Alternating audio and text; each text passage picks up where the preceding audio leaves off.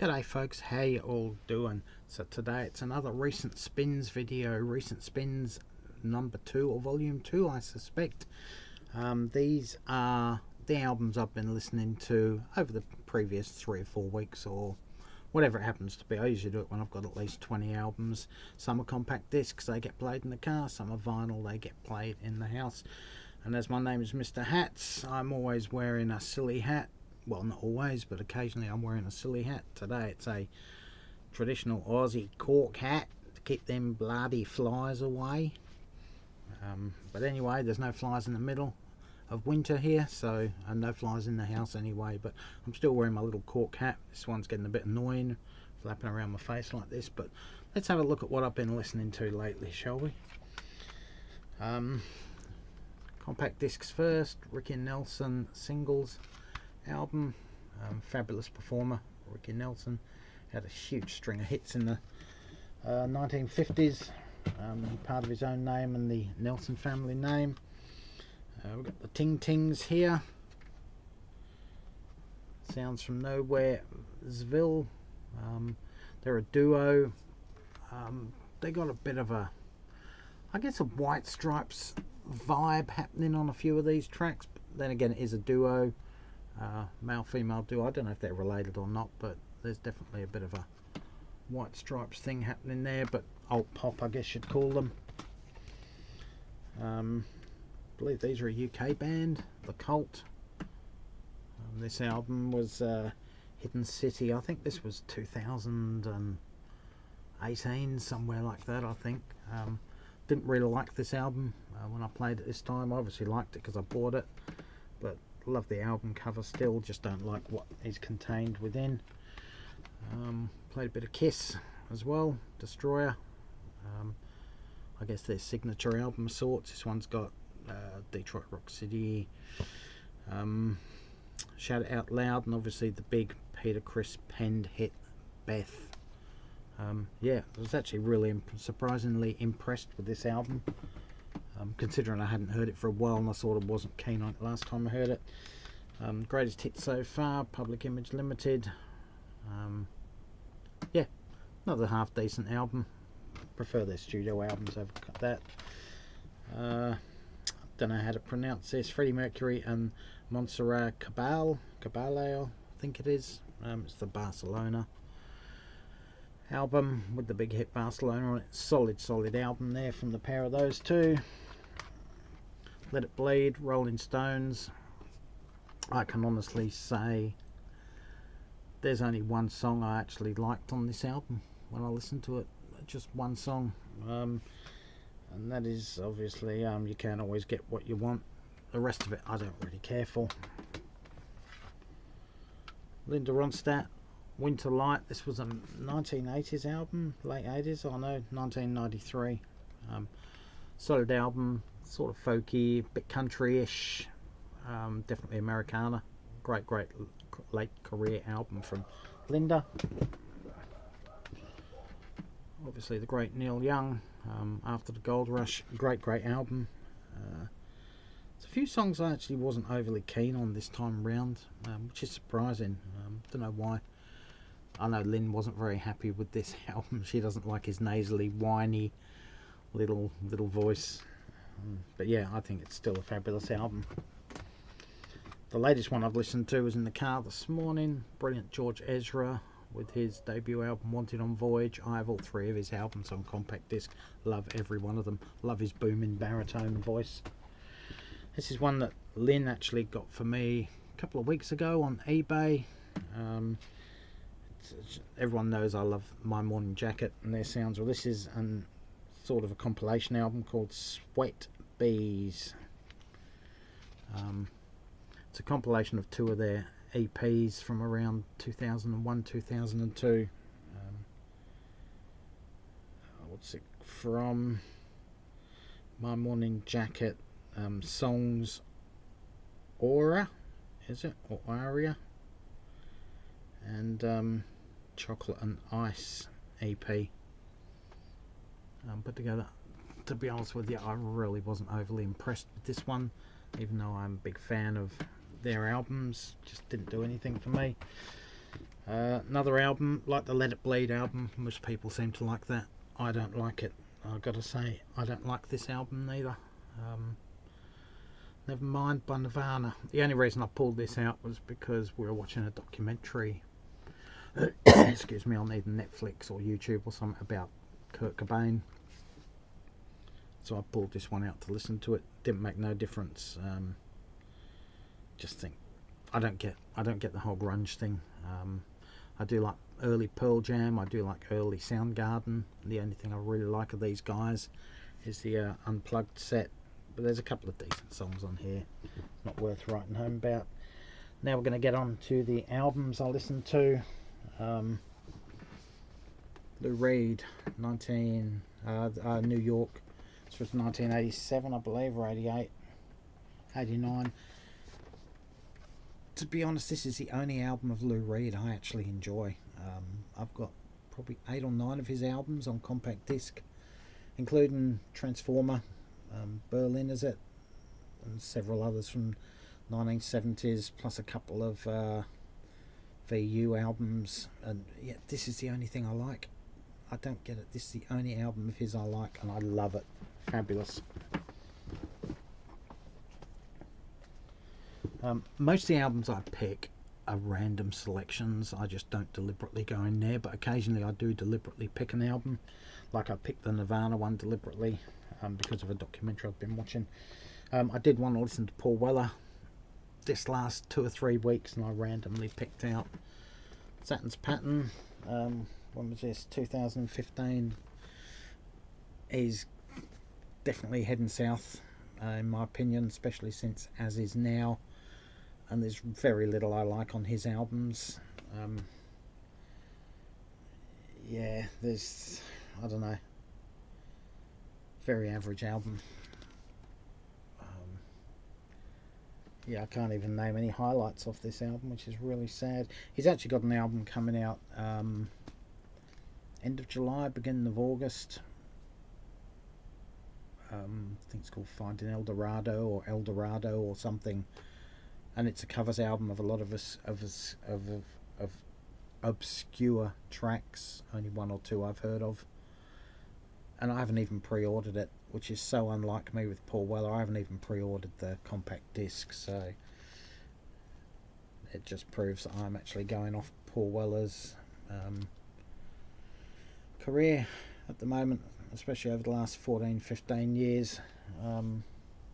Doesn't help when you meet the guy and he says "fuck off, cunt" to you, you know, and all you want to do is give him a beer and get an autograph. So it doesn't help neither.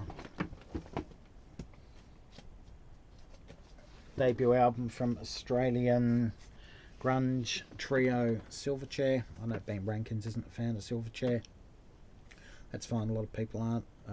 I'm not a fan of this album, but when you consider these kids, and they were kids, they were 14 I think when they wrote and recorded this album, that's pretty impressive. There's 2 or 3 of their albums that followed this that I really like. In fact, no, I think they released 5 albums all up as under the name Silverchair, and I like them all except for this one, which is very bland, but I appreciate the age they are. And there's a couple of Daniel Johns albums that I'm sort of getting into as well. He was the lead singer. But yeah, that was interesting to listen to. Again, there's a compilation there. It's pretty hard to go past the Pretenders in that first 7 or 8 years of their career. Hit after hit after hit. So, yeah, it was a good one. This wasn't a random pick. Oh, it was a random pick of sorts. I wanted to listen to Willie Nelson.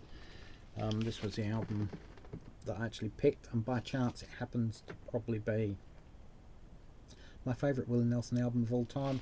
It's released around 1975-ish. Yeah, 1975 was his 18th or 19th studio album. And it does contain the big hit Blue Eyes Crying in the Rain. It's got a couple of little instrumentals on here. It's got a couple of little link-in songs that link songs together every now and then. But yeah, fabulous album by Willie Nelson. It's a bit rough and ragged, not as polished as, say, Always on My Mind or Stardust from them very early 80s period. This is outlaw country. It's probably outlaw country would be a good way to call this album. Great album. Then we got this fabulous album out, Grace by Jeff Buckley. It's the only album he released in his lifetime before he drowned in the Mississippi River. Yeah, just a great album, and he does an absolutely fabulous version of Leonard Cohen's Hallelujah on here. It's the equal of K.D. Lang's version. It's just absolutely brilliant. Great alt rock album as well. Wish the guy was still around. I'm sure he'd have had a successful career, judging by the quality of material on that album. Another random pick here. Well, not quite. I really enjoyed the Destroyer album on compact disc by Kiss, so I picked out the 4 solo albums from 1978, and of those the random pick was Paul Stanley's one. Yeah, this is a picture disc. Forget which one this is. Can't remember. I don't think this is an original one, but this is a Russian copy, I believe, judging by the writing on there. Pretty sure it's Russian. Yeah, I'm pretty sure it's a Russian copy of the album. This album has always ranked 3 out of the 4 solo albums for me. I don't see any reason to change that from this listen. Quite stereotypical of what he would sing in Kiss. Very best of Leo Sayer. And for anyone that doesn't know, I've done a rankings video of Leo Sayer's 16 studio albums about a week ago, I think it was. Go and check that video out. Leo Sayer has actually watched this video, and he's linked it via his official Facebook page and left some lovely comments about my video and my thoughts on his album. So if you're vaguely interested in Leo Sayer, check out my rankings video. I mean, if the artist concerned isn't pretty impressed with it and makes lovely comments and is prepared to link it, then it's got to be pretty decent, right? This is another one I thought I would listen to as a follow-up to James Griffiths' Troopin' the Blue, where he wanted people to hopefully make videos of albums with predominantly blue colours. This was one that I showed in my response video, one that I said I would play over this next week or two, simply because I hadn't played it for a while. Fabulous album. You may be right, sometimes fantasy. Don't ask me why, it's still rock and roll to me. All for Lena. And that's side 1. That's all 5 singles off the album. Side 2 is just as good. This would probably be pretty close to being my favourite Billy Joel album of all time. Next up, the brilliant Sturgill Simpson. I wanted to listen to Sturgill anyway, so I picked out 2 of his albums to listen to. He's an country, alt country, psychedelic country / folk singer / hard rock guy. He's just about done every genre you can think of over his 6 studio albums, I think it is. This was his debut album, High Top Mountain. When was this released? Can't think. 2013. Fabulous. If you like the likes of, say, Merle Haggard, Chris Christopherson, those sort of guys, you're going to absolutely love Sturgill Simpson. So give Sturgill a listen. That's his debut album. What's the song you should probably listen to off here?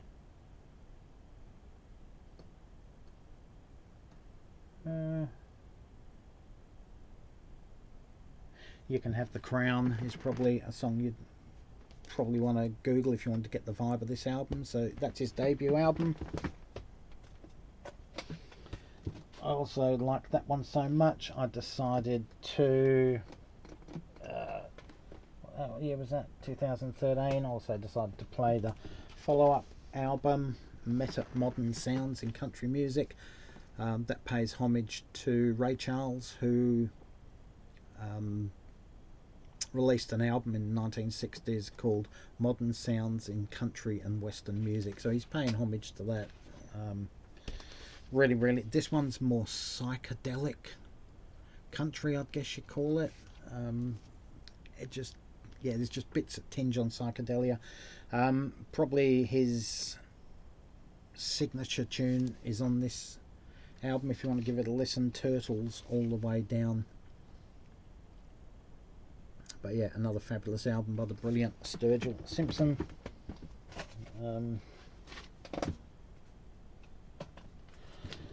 Also picked out, this one's a random listen, London Town by Wings. Obviously you got Paul, Linda and Denny on the cover.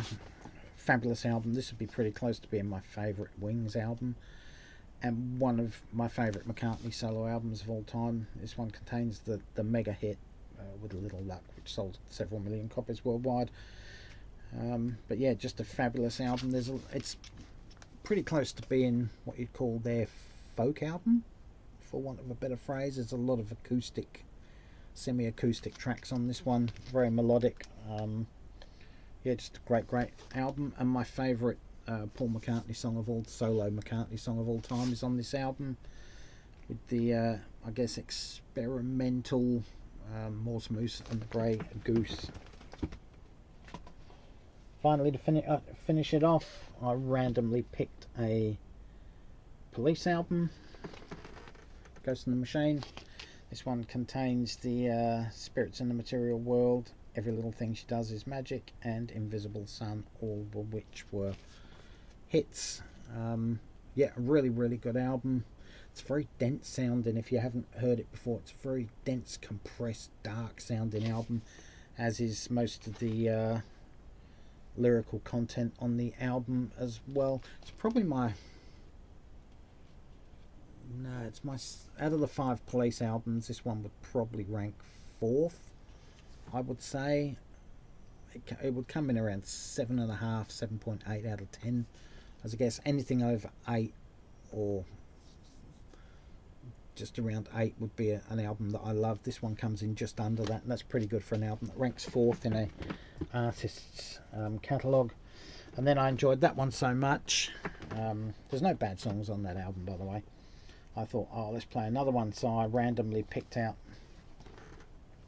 this one, their 5th studio album, Synchronicity. This one obviously contains obviously Synchronicity 2, which was a single, Every Breath You Take, which was their biggest selling single of all time, Wrapped Around Your Finger, and was there another single off this? Don't know if there was or wasn't. I don't think there was. But yeah, another very good album. This one sounds actually more like a Sting solo album. It's closer to his Dream of the Blue Turtles album as opposed to a proper Police album. But yeah, another really good album. This one would actually rank as my 5th and lowest ranking album by the Police, just because it doesn't sound like a Police album. But this one again comes in at around 7.5 out of 10. So, you know, very good band. Even when they release stuff that isn't quite as good as their best stuff, it's still pretty good.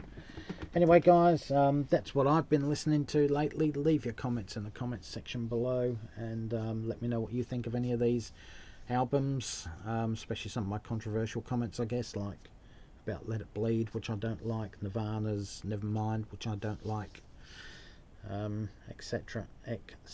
Anyway, guys, thanks for watching. Stay safe, take care. All for now. Catch you around, and bye, folks.